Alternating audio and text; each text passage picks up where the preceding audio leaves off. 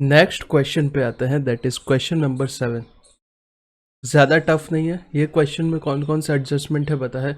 एक आपका income from house property है, सैलरी है, पीजीबीपी का छोटा सा पार्ट है, मतलब उसमें सेट ऑफ कैरी फॉरवर्ड वाला पोर्शन पूछा हुआ है, क्लबिंग के रिलेटेड एक एडजस्टमेंट है और एक डिडक्शन के रिलेटेड एडजस्टमेंट है।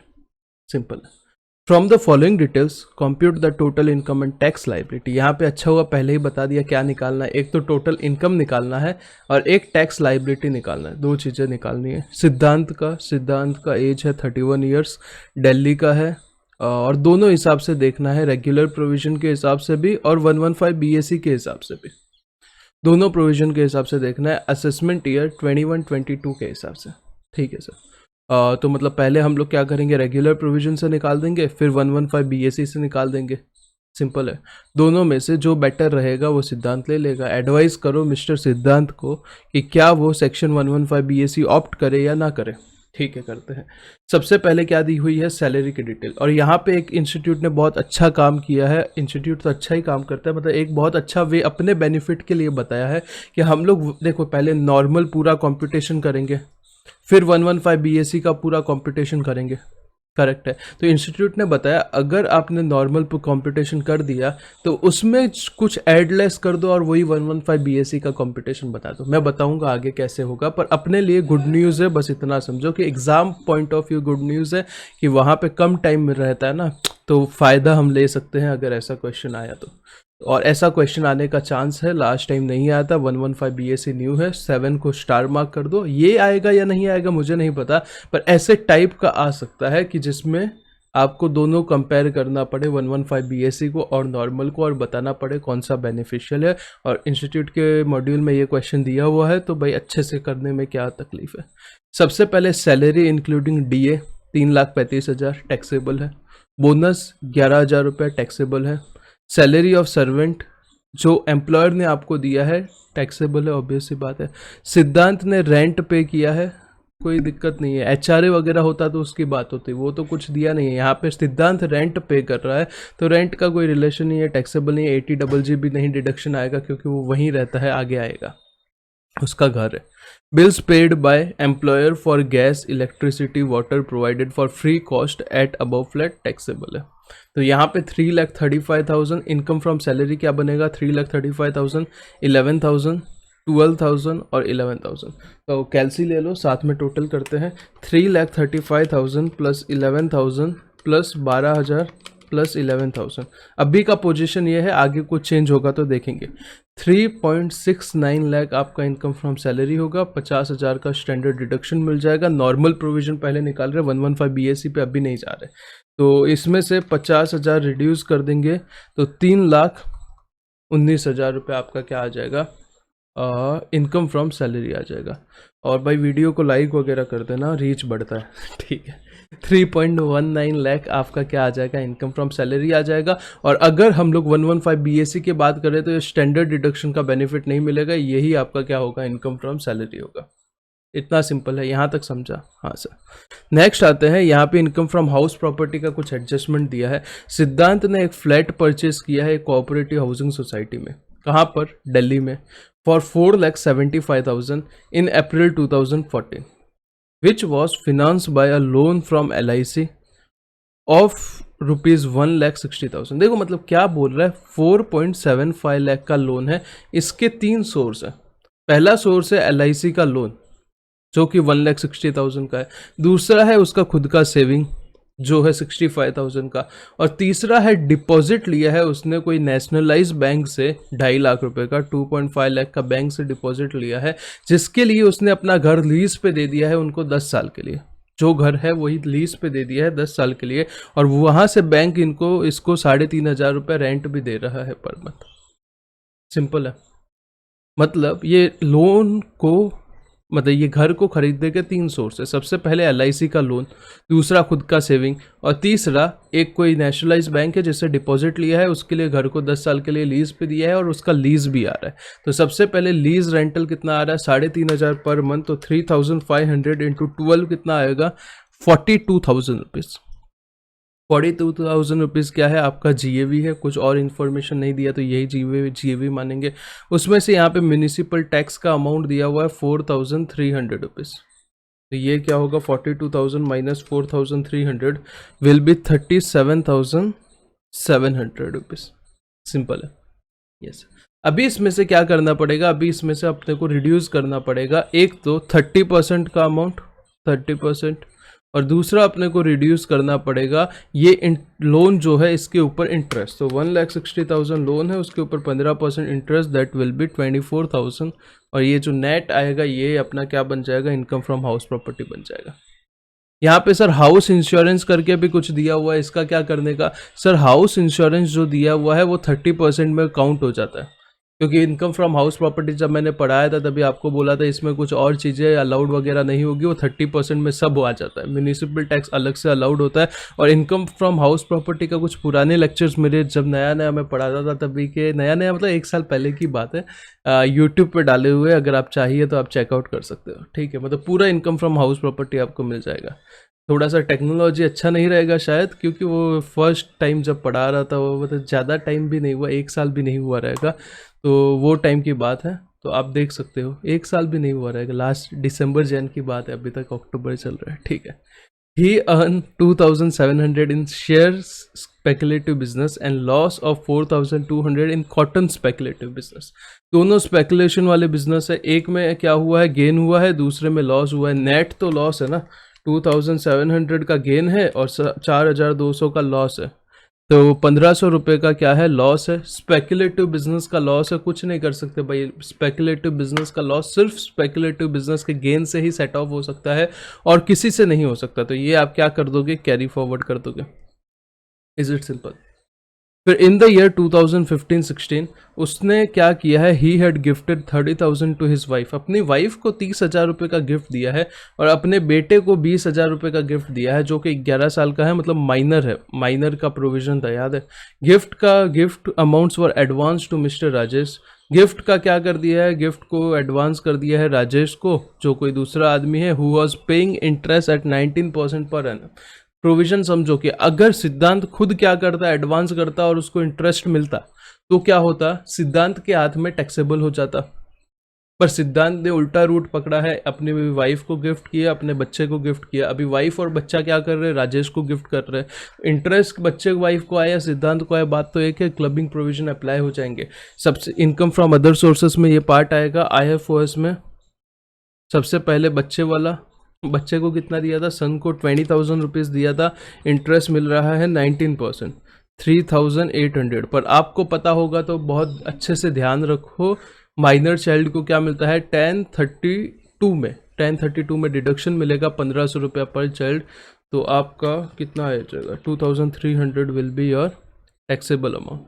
और वाइफ के केस में कोई डिडक्शन नहीं मिलेगा, सीधा 30,000 का 19% will be 5,700 will be your taxable amount। तो 2,300 प्लस 5,500 विल बी 8,000 रुपये, ये क्लबिंग से आ जाएगा। सिंपल है। ये भी हाउस प्रॉपर्टी का भी कैलकुलेट कर लेते हैं। 42,000 माइनस 4,300 37,700 होता है, उसका 30% कितना होता है 11,310। 11,310, तो 37,700 माइनस 11,310 माइनस 24,000 है, कितना है लोन का अमाउंट 24,000 है, करेक्ट है 24,000। 2,390 will be your house property का इनकम, करेक्ट है। हाउस प्रॉपर्टी का इनकम 2,390, सैलरी का इनकम ऊपर निकाल दिया था, लॉस 1,500 है जो कुछ नहीं करना, कैरी फॉरवर्ड हो जाएगा 8,000 रुपये। अभी तक इनकम फ्रॉम अदर सोर्सेज का इनकम आया है, आगे डिटेल और देखते हैं। सिद्धांत receive a gift of ₹30,000 each from 4 friend. अपने 4 दोस्तों से 30,000 रुपये का गिफ्ट लिया है, तो जो फ्रेंड्स आपके रिलेटिव नहीं है, कोई ऐसे ओकेजन पे जैसे कि मैरिज डेथ वगैरह पे नहीं लिया है, तो ऑब्वियस ही बात है ये 1.20 लाख भी क्या हो जाएगा, टैक्सेबल हो जाएगा। तो टोटल आपका अदर सोर्स का इनकम आ जाएगा 1.28 लाख। Is it clear? तो अगर मैं यहाँ पे आपको कैलकुलेट करके दिखाऊँ तो income from salary, income from house property, PGBP था क्या? पीजीबीपी तो नहीं था। कैपिटल गेन था? नहीं था। पीजीबीपी का एक लॉस था, करेक्ट, वो कैरी फॉरवर्ड होगा। और आपका आईएफओएस है 1.28 लाख। हाउस प्रॉपर्टी था 2390 कुछ, 2390। ये नॉर्मल अभी पहले प्रोविजन की बात कर रहे हैं, फिर आपका वो वाला प्रोविजन पे आ जाएंगे। इनकम फ्रॉम सैलरी है 3,19,000, करेक्ट है। 3.19 लाख। और यहाँ पे जो भी लॉस था इसका कुछ नहीं करना, ये कैरी फॉरवर्ड हो जाएगा। तो टोटल इनकम आपका आ जाएगा 3,19,000 plus 2,390 plus 1,28,000, that will be 4,49,390। इसमें से लेस करेंगे ये वाला एटीसी का डिडक्शन, नॉर्मल प्रोविजन में अलाउड होगा। कितना है? 50,000 लेस 50,000, that will be 3,99,390।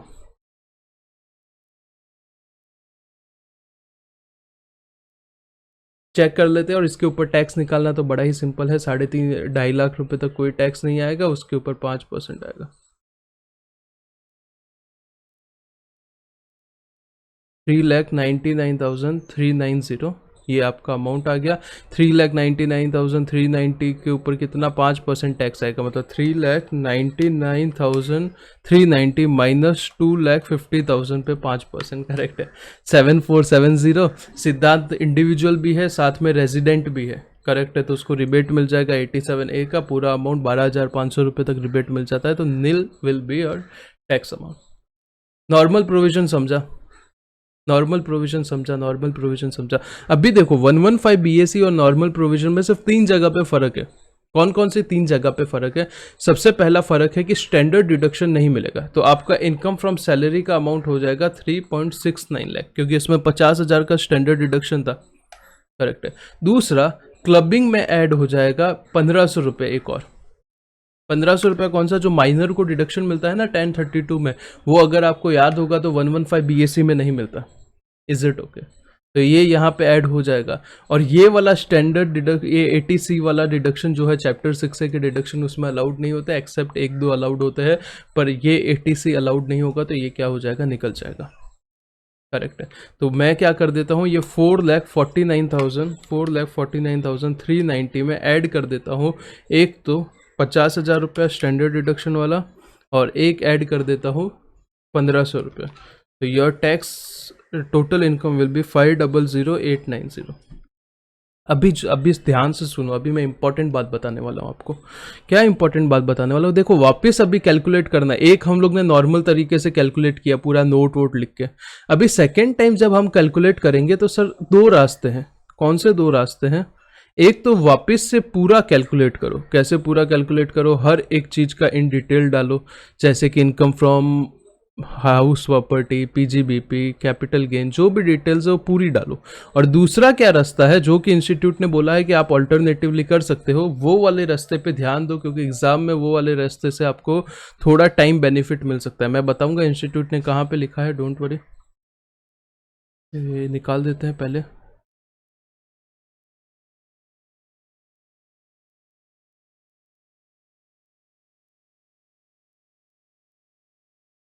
देखो अभी मैं क्या बोल रहा हूँ, आप ऐसे सिचुएशन को एक इमेजिन करो जिसमें आपके पास एग्ज़ाम में सिर्फ 20 मिनट बचे हैं और आपको ये पूरा क्वेश्चन सॉल्व करना है। तो आपने पूरा 1 नॉर्मल प्रोविजन से निकाल दिया, सब कुछ लिखा, आपने लिखा कि income from salary, income from house property, PGBP का loss, income from other sources, clubbing के एडजस्टमेंट, उसके नोट्स, उसमें से डिडक्शन लेस किया, टोटल इनकम आया, उसके ऊपर टैक्स निकाला। इसमें आपके 13-14 मिनट तो चले गए। अभी आपको पता है कि 6 मिनट में मैं बचा हुआ पार्ट नहीं कर पाऊंगा। तो क्या करना है, ध्यान से सुनो। इंस्टीट्यूट ने बोला है आप कर सकते हो, कोई दिक्कत की बात नहीं। तो सबसे पहले आपको ये लिखना है कि total income as per normal provision X amount है, मुझे याद नहीं, वापस नीचे कौन जाएगा इतना। उसमें आप क्या कर दो, ऐड कर दो, ऐड कर दो, ऐड कर दो। क्या ऐड करना है? ऐड अलावेंस और exemptions which is not allowed under section 115 BAC। 115 BSc में जो आपको अलाउड नहीं है वो ऐड कर देना है। सबसे पहले क्या ऐड करना है, स्टैंडर्ड डिडक्शन 50,000। दूसरा ऐड करना है 1032 का वो माइनर वाला डिडक्शन, ऐड कर देना है 1500 रुपया। और तीसरा डिडक्शन अंडर चैप्टर 6A जो कि आपका है पीपीएफ वाला, कितना था 70,000, जो भी था वॉट एवर द अमाउंट, ये तीनों ऐड कर दो तो ये जो भी आएगा ये आपका क्या हो जाएगा, आपका आ जाएगा इनकम एज पर 115 बीएससी। तो ये करना कितना फास्ट, जब हम कंपटीशन करते रहेंगे 115 बीएससी अगर आपने अच्छे से पढ़ा है तो आपको पता है कहाँ कहाँ पे वो डिफरेंस है, तो नोट डाउन करते रहो कि यहाँ पे डिफरेंस आएगा सेकंड वाले पार्ट में। तो ये तीनों क्या कर दो, आप सिर्फ एड बैक कर दो, वापस पूरा नहीं करोगे तो भी इट इज़ फाइन, क्योंकि मैं बताता हूँ इंस्टीट्यूट ने कहाँ बोला है, मैं अपने मन से नहीं बता रहा कुछ भी। कौन सा था क्वेश्चन नंबर 7 था, करेक्ट है।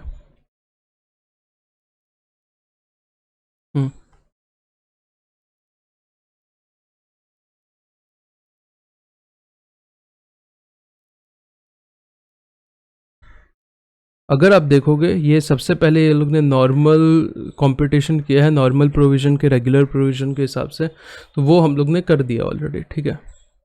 अभी ये लोग ने 115 बीएससी से पूरा सेम टू सेम पहले जैसा कंपटीशन था वैसा का वैसा पूरा कंपटीशन किया है, ठीक है। पर लास्ट में जब नोट्स लिखे हैं, ये टैक्स इसका इस हिसाब से 13,000 रुपीज़ आ जाएगा, क्योंकि 5 लाख के ऊपर इनकम चला गया था, करेक्ट है। और 115 बीएससी वो 87 एक रिबेट का बेनिफिट नहीं मिलेगा। ये देखो, alternatively computation of total income as per special provision of section 115 BSC can also be presented as follows.